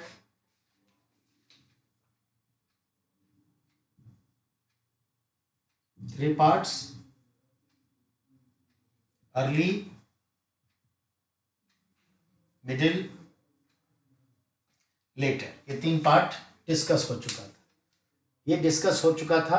इसमें हमने कहा था क्या, हंटर हैं, फूड गैदरर हैं, स्टोन एंड बोन्स के इक्विपमेंट एंड वेपन्स है, इतना है। यहां बताया था हंटर, फूड गैदरर यानी खाद्य संग्राहक, ठीक है ना, और शिकारी हैं, और हथियार भी as it is stone and you know better क्या कहते हैं उसको, बोन्स के हैं। पर अब स्टोन में थोड़ा क्या आ गया, क्वार्टजाइट स्टोन, चकमक पत्थर का आ गया, फेल्सपार जैसा चकमक पत्थर का हथियार आ गया। और इसी समय क्या सीख लिए, painting on the wall and ceilings of the caves. अपनी गुफाओं पर जहां रहते वहां चट्टानों पर क्या करते, पेंटिंग्स बनाते। और यहां बताया था ना, भीमबेटका, आदमगढ़, मिर्जापुर एंड फॉरेन में फ्रांस में, याद होगा, तो पेंटिंग्स यहां है। नियोलिथिक एरा, नवपाषाण, इसमें हम डिटेल करने जा रहे हैं। That is this one completed, remaining is neolithic we have to go through discuss. ये 2 मिटा रहा हूं बेटा, इन दोनों की जरूरत नहीं है, ये पढ़ चुके हैं। मैं थोड़ा लिंक कर दिया हूं आपको, थोड़ा अंडरस्टैंडिंग हो जाए, जो हमारे नए बच्चे जुड़े हैं, एडमिट हुए हैं। तो हम लोग अर्ली हिस्ट्री में ही हैं, नो डाउट, हिस्ट्री अर्ली ही कहलाएगा।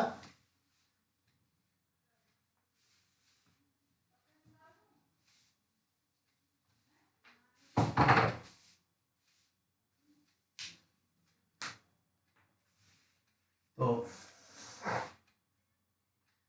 एंशिएंट इंडिया ही है बेटा, ठीक है। अब हमारा जो टॉपिक है, जैसा मैंने कहा,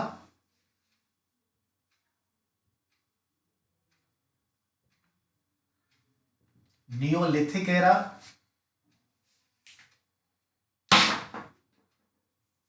यानी नव पाषाण काल, इसी का नाम है नवपाषाण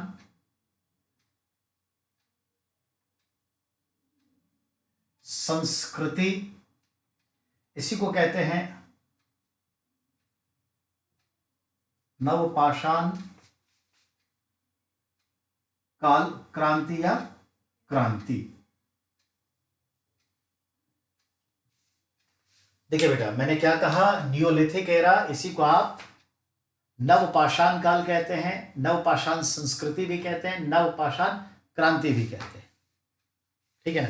क्यों कहते हैं, यह वो समय है जब मनुष्य कुम्हार की चाक से बर्तन बनाने की कला, पहले तो हाथ से बर्तन बनाते मिट्टी से, फिर उसके बाद कुम्हार की चाक पर बनाने लगे और फिनिशिंग आने लगी, और समय के साथ उसे आग में पका करके टेराकोटा यानी मृण बनाने लगे, मजबूत हो गया। तो एक तो क्या हुआ, कुम्हार की चाक की शुरुआत हुई। लेटर ऑन इसी काल में आगे जाकर के चाक से वो पहिया बना लेंगे और गाड़ी बन जाएगी, बैलगाड़ी, ब्लुक कार्ट, चाहे ऊंट खींचे, गधा खींचे, घोड़ा खींचे, बैलगाड़ी कह लीजिए, सामान्य शब्द में कार्ट बन गया। इसी समय मनुष्य क्या किया, पशुओं को पालना शुरू किया। इसी समय मनुष्य खेती बाड़ी करने लगा, नहीं, खेती बाड़ी। इसी के समय देखते हैं फॉरेस्ट्री वगैरह भी आ गया, खेती बाड़ी भी आ गई, रहन सहन का तरीका बदल गया, और कहीं ना कहीं अस्थाई जीवन जो था बिल्कुल वो एस्टैब्लिशमेंट की ओर आने लगा, और एक फैमिली की बाउंडिंग शुरू हो गई, फैमिली बाउंडिंग, चीजों को अब स्टोर करके रखने लगा, फैमिली बाउंडिंग हो गई, पशुपालन हो गया, कृषि हो गया, घर बनाना सीख गए। इसका यह अर्थ हुआ कि उनमें एक कला संस्कृति का विकास, देते हैं चित्रकला तो पहले ही करने लगे थे, तो ये चीज है। उनमें कहीं ना कहीं एक प्रशासन की कला आने लगी। अब ऐसी प्रशासन मौर्य काल गुप्त काल वाली नहीं, अभी वाली नहीं, अपने जमाने की। तभी तो हम इनाम गांव में देखते हैं कि गांव का मुखिया है जिसका कि गांव के बीच में घर है, और जो शिल्पी पंसारी लोग हैं, आर्टिशियन हैं, उनको गांव के वेस्ट में बैठाया है। तो ये प्रशासन करने लगे हैं कहीं ना कहीं, देखा जाए तो अनुशासन में ला रहे हैं चीजों को। तो ये याद रखिएगा। और हमें इस नवपाषाण काल की कुछ मृत मूर्तियां भी मिली हैं, मदर गॉडेज जिसको हम कहते हैं, ठीक है, वो मिली है, ये याद रखिएगा। तांबे की बड़ी सारी निधियां भी मिली हैं, ये सब देखते हैं। तो नवपाषाण कालीन। अब नवपाषाण कालीन का जो समय हम देखते हैं, नवपाषाण कालीन का जो समय देखते हैं बेटा, ये समय आपने देखा 10,000, कहीं कहीं 9,000 को भी दिखाता है, बीसी से लेकर कहां तक चला जाता है, जनरली 6,000 बीसी के बीच। बट समवेयर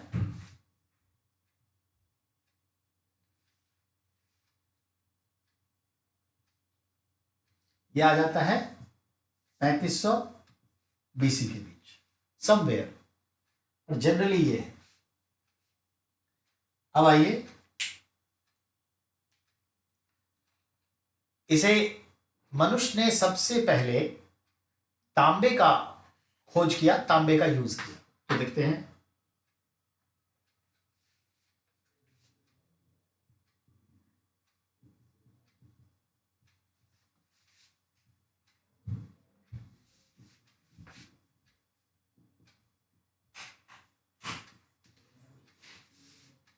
तो याद रखिएगा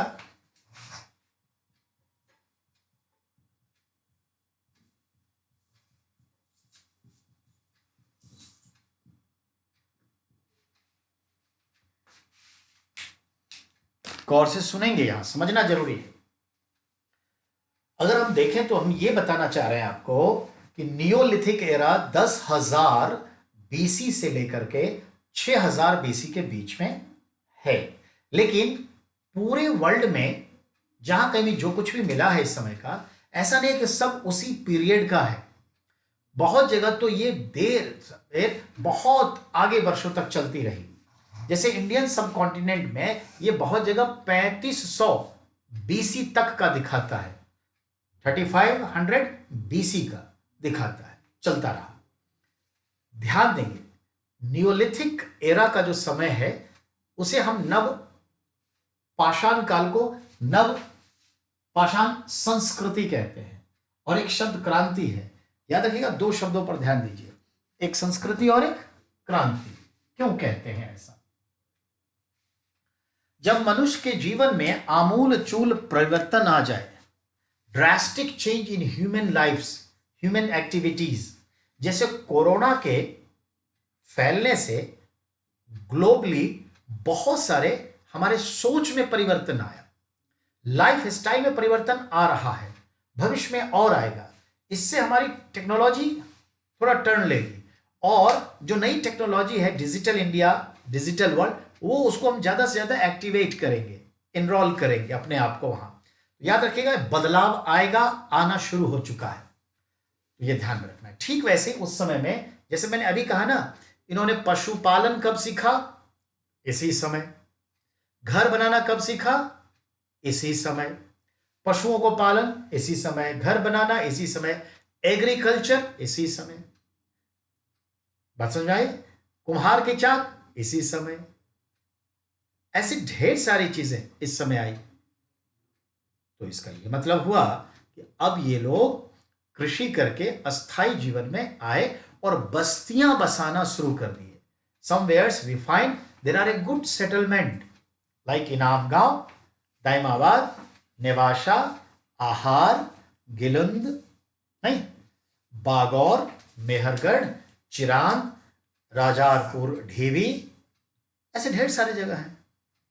ये मेरे कहने का मतलब है। तो इसलिए एक बदलाव है ना, चेंजेस है, लाइफ में स्पीड आ गई, और दूसरी तरफ एस्टैब्लिशमेंट आ गई, और गाड़ी आने से स्पीड आ गई। एक सोसाइटी का फैब्रिक तैयार हुआ, फैमिलिज्म सिस्टम आ गया। तो तो इसीलिए कहते हैं ये तो एक बड़ा बदलाव था, it was a revolution. So Neolithic era is considered पाषाण काल का क्रांति के संदर्भ में यूज होता है। और बेटा जब इस तरह के बदलाव आएंगे तो एक नई संस्कृति का जन्म हुआ ना। मनुष्य अब थोड़ा क्लासिफाइड हो गया, कल्चरलाइज्ड हो गया, उसकी एक संस्कृति बनने लगी। अब परंपराओं के आधार पर वो जीने लगा, क्योंकि एक अच्छा खासा एक्सपीरियंस हो गया लाइफ का लाखों वर्षों में। वो एक्सपीरियंस अब एक परंपरा के रूप में लगा कि अब इस तरह से जिया जा सकता है। अब जो ब्लूप्रिंट अब तक तैयार हो रहा था, जो ड्राफ्टिंग हो रही थी, जो चीज पाइपलाइन में थी, ड्राफ्टिंग हुई, ब्लूप्रिंट हुआ, टेस्टेड हो गया, तो अब कहा कि इस तरह से जी लो। ये मेरे कहने का मतलब है। इसलिए इसको नवपाषाण संस्कृति, नवपाषाण क्रांति कहते हैं। कोई दो राय नहीं, सवाल आए हुए हैं, 10 ईयर्स जाके पलटिए। तो ये चीज समझ गए। अब आइए, तो मैंने कहा कि इंसान ने सबसे पहले किस मेटल का यूज किया। तो जो मेटल उसे मिल गया होगा और अपने अनुभव के आधार पर उसका जैसे भी इस्तेमाल किया होगा, तो हमने जो अब तक पूरे आर्कोलॉजिकल एविडेंस मिला है, पाए हैं, ढूंढे हैं, उसमें यह पता चलता है कि मनुष्य के द्वारा सबसे पहला धातु जो इस्तेमाल किया गया वह तांबा था, कॉपर था, ताम्र था। ताम्र संस्कृत में, तांबा हिंदी में, कॉपर इंग्लिश में, और लैटिन भाषा में चैल्कोलाइट। ठीक है, ग्रीक लैंग्वेज में क्यूपराइट। चलिए, तो ये था। चलिए, अब रही बात, तो सवाल पूछता है ना कि मनुष्य ने सबसे पहले किस मेटल का यूज किया? तांबा। जनरली तांबा जो सबसे पुराना मिला है वो किस समय का? तो तांबा जो सबसे पुराना मिला है उसका समय दिखता है 4500 बीसी के आसपास, यानी आज से 6500 वर्ष पहले का। तो 4500 बीसी, 4500 बीसी के आसपास मिला।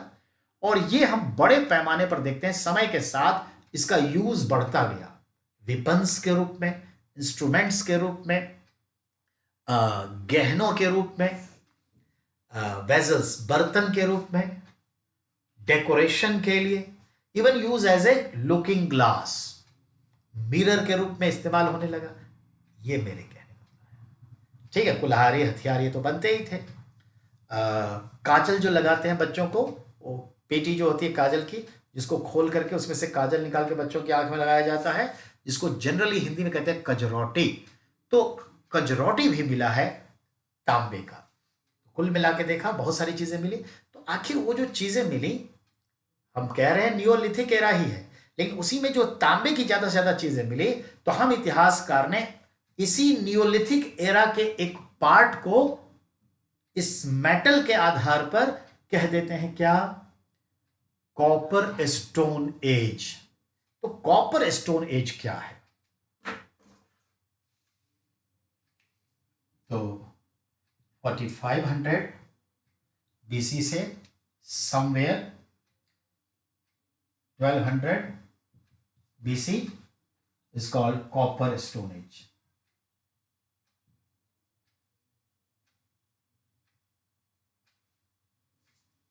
ठीक है,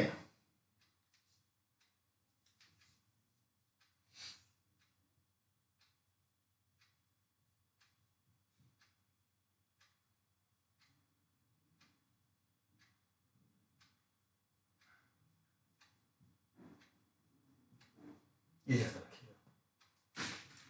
तो बेटा 4500 बीसी से 1200 बीसी कॉपर स्टोन एज ताम्रपाषाण काल कहलाता है, ये याद रखिएगा। ठीक है, ताम्रपाषाण।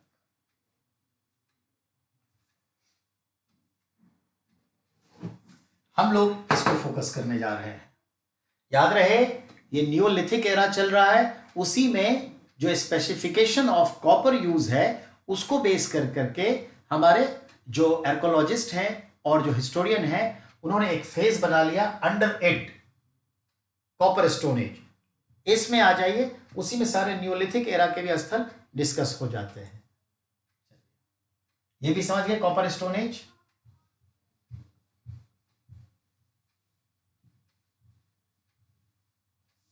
अब ध्यान देना है, नियोलिथिक के समय में देखते हैं प्रथम कृषक बस्तियां, the oldest agriculture village, first या ओल्डेस्ट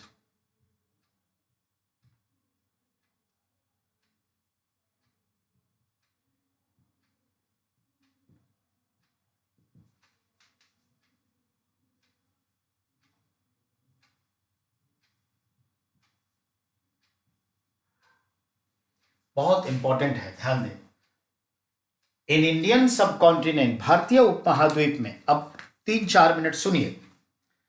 इन इंडियन सब कॉन्टिनेंट, भारतीय उपमहाद्वीप में, द ओल्डेस्ट एग्रीकेरियन सोसाइटी, यानी सबसे पुराना कृषक समाज हमें कहां मिलता है, वो कौन थे? तो your answer will be Mehrgarh वाले। मेहरगढ़ किससे रिलेट करता है? नियोलिथिक एरा से। The oldest village citadel, that is Mehrgarh. अब मेहरगढ़ के बारे में सुनिए। मेहरगढ़ आज के पाकिस्तान के वेस्टर्न पार्ट में, बलूचिस्तान में, सोहन नदी के किनारे 6000 बीसी के आसपास एक विलेज के रूप में एस्टैब्लिश्ड हुआ। वहां के लोग धूप में पकाई गई ईंटों का इस्तेमाल करते थे गृह निर्माण में।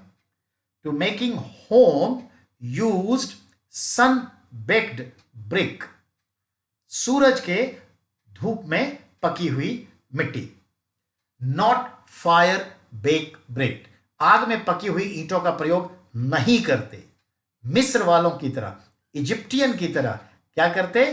धूप में पकी हुई ईंटों का प्रयोग करते। एक तो ये। दूसरा, फसल उगा रहे हैं, फिंगर मिलेट, रागी, सरसों, कॉटन, अनार, बनाना, लेमन। तो फॉरेस्ट्री भी है, हॉर्टिकल्चर भी है, बागवानी भी है, मगरमच्छ भी मार के खा रहे हैं, हंटिंग क्रोकोडाइल इवन, फिशिंग भी है, अनाज भी उत्पादन कर रहे हैं, पशुओं का पालन भी कर रहे हैं, एनिमल हस्बेंड्री भी कर रहे हैं, कैटलिंग, और अस्थाई जीवन भी जी रहे हैं। धूप में पकी ईंट से बनी मकान में रह रहे हैं मेहरगढ़ वाले। अब मेहरगढ़ वाले को देखिए, ये कपास का भी उत्पादन कर रहे हैं, कॉटन। तो 4 अच्छे point. Oldest agrarian society we find in Indian subcontinent is where? Your answer will be Mehrgarh. एक point clear. It's time is 6000 BC। Mehrgarh located where? Sohan river, Balochistan, western Pakistan. Mehrgarh वाले किस तरह के मकान में रहते? They live sun baked brick house. The oldest evidence of cotton cultivation we find from which site? Mehrgarh से भारतीय उपमहाद्वीप में, पूरे विश्व में कपास के उत्पादन का सबसे प्राचीन, नहीं प्राचीनतम साक्ष्य है। Oldest evidence of cultivation of cotton, it is Mehergarh, not Sindhu Valley civilization. Go back more. ठीक है बेटा, मेहरगढ़ का इंपॉर्टेंस सुना। और गेहूं और जौ का उत्पादन करते, तो wheat and rice, sorry not rice, wheat and barley from Mehrgarh, याद रखिए। मेहरगढ़ से क्या नहीं मिलता? Which evidence is not find? Mehrgarh से राइस कल्टीवेशन का एविडेंस नहीं मिलता। नो राइस, चावल नहीं। जो अब तक कहा वो मेहरगढ़ के लिए मान लीजिए, याद रखिएगा, सवाल आना तय है। अब न्यूलिथिक एरा का सेकंड सिटाडल, सेकंड बस्ती की ओर बढ़ी। उस बस्ती का नाम है आपका कोल्डी हवा।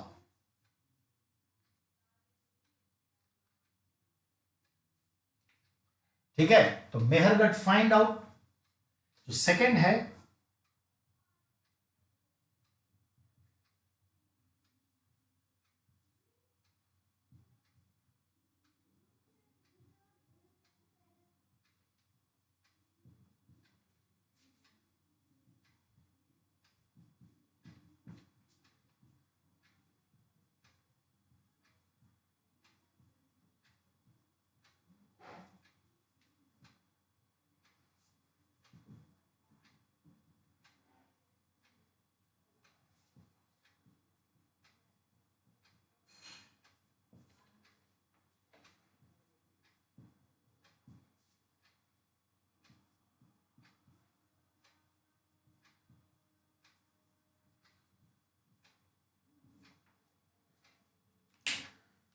जो मैंने लिखा है बोर्ड पे वो ये है। नेक्स्ट इज कोल्डी हवा, आफ्टर मेहरगढ़ नेक्स्ट इज कोल्डी हवा। ये एक बस्ती है, 6000 बीसी से 5500 बीसी है। ये गंगा नदी के किनारे आज के प्रयागराज यानी सो कॉल्ड इलाहाबाद के प्रयागराज में नदी के किनारे, गंगा नदी के किनारे मिला। यहां पर चावल उत्पादन के साक्ष्य हैं और आम वाम के फलों के बगीचे लगाते, उसके भी एविडेंस है, हॉर्टिकल्चर भी है। ध्यान से देने सुनिए। कोल्डी हवा न्यूलिथिक एरा का एक बस्ती है जहां पर हमें चावल उत्पादन के एविडेंस मिले हैं और फलों के बगीचे के भी एविडेंस मिले हैं।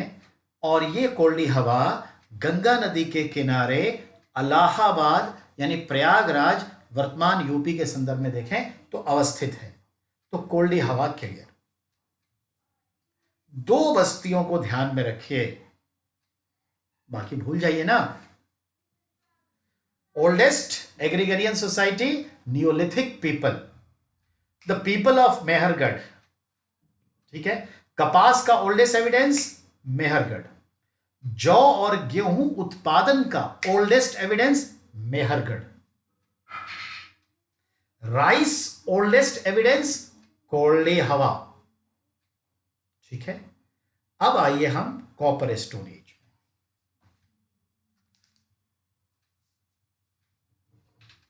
ठीक है, नियोलिथिक का ही एक मेटल के यूज के आधार पर पार्ट है कॉपर स्टोन एज, उस पर बात करें।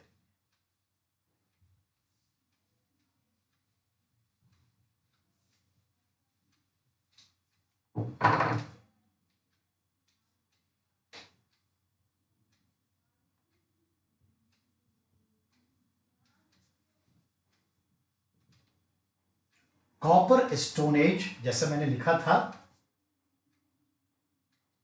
ताम्र पाषाण काल। ऐसा मैंने क्यों लिखा बेटा? ताम्र यानी कॉपर, पाषाण यानी लिथस यानी पत्थर। तो पत्थरों के हथियार के साथ साथ अब इनको हम देखते हैं as a first metal use किया कॉपर, तो कॉपर के भी हथियार मिले। अब इनका टाइमिंग देखें तो जैसे मैंने क्या कहा, बीसी से लेकर ये हमें टाइमिंग दिखता है समवेयर 1200 बीसी तक, ये टाइमिंग हमें दिखता है। ठीक है, भारतीय उपमहाद्वीप में ऐसा दिखता है। कहां दिखता है? इंडियन सब कॉन्टिनेंट। बहुत सारी बस्तियां, ठीक है ना, सेटलमेंट हमें दिखता है, बहुत सारे सेटलमेंट्स हमें दिखते हैं। अब इस पर आइए, इस पे बात करें। ठीक है, कॉपर स्टोरेज सुनना है। आप NCERT 11th class old NCERT जाइएगा, वहां भी मिलेगा। 7th क्लास 8th क्लास सब में भी मिलेगा। बड़े बड़े किताब पढ़िएगा, चाहे वो झा श्रीमाली पढ़िए, मजुमदार राय चौधरी पढ़िए, रोमिला थापर पढ़िए, एवरीवेयर इज कन्फर्म। लेकिन इन सब से जो मेन निकल के आता है वो ध्यान देंगे। नवपाषाण काल का जो संदर्भ है उसी में हम देखते हैं किस धातु का इस्तेमाल मनुष्यों ने सबसे पहले किया और किस समय वो कर रहे थे, उसको आधार बना करके नवपाषाण काल के भीतर ही एक मेटल बेस्ड टाइम लिया गया है जिसे कहते हैं कॉपर स्टोन एज। क्योंकि अब पाषाण यानी कि स्टोन के साथ साथ कॉपर के भी हथियार, वेपन्स मिलने लगे and other instruments and other vessels मिलने लगे, तो हमने उसे नाम दिया copper stone as. Generally copper कब से पाया जाने लगा, तो यह देखा जाता है कि 4500 बीसी से आसपास यूज करना शुरू किया, अर्थात मनुष्य ने सबसे पहला धातु जो इस्तेमाल किया वो कॉपर था। मनुष्य ने जो सबसे पहला पालतू पशुओं को पालतू बनाया या जानवरों को पाला वो कुत्ता था। उसके बाद बकरी और भेड़ थी। चलिए अब आइए, अब आपके पास है, हमने जो बात कही ताम्रपाषाण युग में, तो इसे कृषक संस्कृतियां कहते हैं। ताम्रपाषाण को, कॉपर स्टोन को क्या कहते हैं? एग्रीकल्चर, कल्चर का मतलब ही संस्कृति है, तो इसे कृषक संस्कृतियां कहते हैं, एग्रीगेरियन कल्चर। यानी बहुत सारी बस्तियां मिलने लगी, मास लेवल पर बस्तियां मिलने लगी, तो इसलिए इसको कृषक संस्कृतियां कहते हैं। पहला पॉइंट क्या हुआ? कॉपर स्टोन एज को एग्रीगेरियन सोसाइटीज कल्चर कहते हैं। दूसरे पॉइंट पर आइए, अब यहां पर बहुत सारे बस्तियां मिली हैं, तो बस्तियों को हम 4 पार्ट में देखें एरिया वाइज, तो ABCD में बांटेंगे। ए में हम लोग कहते हैं south west, south east Rajasthan. अगर राजस्थान के नक्शे में जाए तो दक्षिण जाइए, पूरब जाइए, यानी उदयपुर से लेके कोटा, उसी में झालावाड़ आ जाएगा, बांसवाड़ा आ जाएगा, भीलवाड़ा आ जाएगा, उदयपुर आ जाएगा और कोटा चंबल तक पहुंच जाइएगा। अर्थात वो एरिया जो गुजरात को और मध्य प्रदेश को टच करता है। तो हमारा फोकस कहां है? ध्यान दे लीजिए, copper stone age, there are some village settlements, उसमें नंबर 1 ए, और ए में आगे हम south east Rajasthan. South east Rajasthan में एक रिवर है बनास नदी, तो बनास नदी के सूखे हुए अंचल, कभी वहां से बनास नदी का स्ट्रीम चलता होगा, अब वो स्ट्रीम, वो धारा सूख गई है, तो सूखे हुए अंचल में हमें मिला है आहार। आहार बहुत बड़ी संस्कृति थी, आहार संस्कृति सबकी ऋणी है सिंधु नदी घाटी सभ्यता, तो याद रखिएगा। और आहार संस्कृति का जो केंद्रीय स्थल दिखता है, जो सेंट्रल प्लेस है, you can say just like a capital, just like a headquarter, that was Gilund. Gilund में हमें तांबे की बहुत सारी स्टोर्स, निधियां मिली हैं, ट्रेजरी ऑफ कॉपर्स गुड्स मिले हैं। और दूसरा है आपका जो बनास नदी के किनारे गिलुंद और आहार, तो Gilund is a part of आहार, और आहार संस्कृति की ऋणी है सिंधु नदी घाटी सभ्यता। दूसरे पॉइंट पर आइए, अब जो मैं बात कर रहा हूं, ऐसे ही आहार को हम आगे बढ़ाएंगे, ठीक है, पर आज नहीं संभव होगा, नेक्स्ट में आएंगे, क्योंकि आप सिंधु नदी घाटी सभ्यता के करीब आ रहे हैं। तो याद रखिएगा, अर्ली हिस्ट्री में एक और 45 मिनट्स की क्लास लगेगी जो हम कल लगाएंगे, नो डाउट। तो चलिए अब हम इस वीडियो को स्टॉप कर रहे हैं, and after just 10 minutes later the next will be on, that is current affairs, और इसमें हम 20 मार्च से आगे बढ़ेंगे। Thank you very much for watching everyone.